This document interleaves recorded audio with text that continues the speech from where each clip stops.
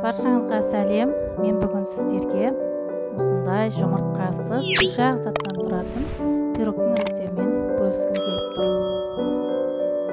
Ол үшін бізге 1 шай кесе айран керек және жарты пиала шекер қоссаңыздар болады.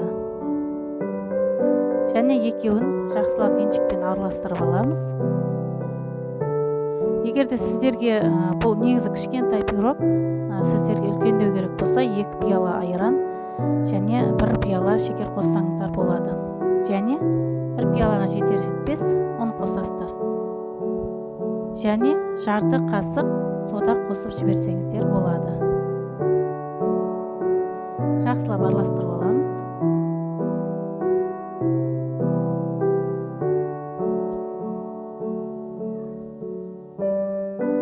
Жақсылап араластырып болғаннан соң, өзімнің кішкентай табам бар, сол кішкентай табаға құйдым. Сіздер енді қалауларыңыз бойынша үлкен табаға құйсаңыздар да болады.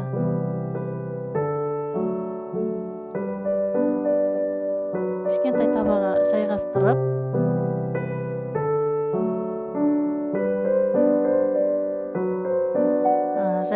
алып, мен бетіне осындай капля шоколадтармен сәндеп қойдым.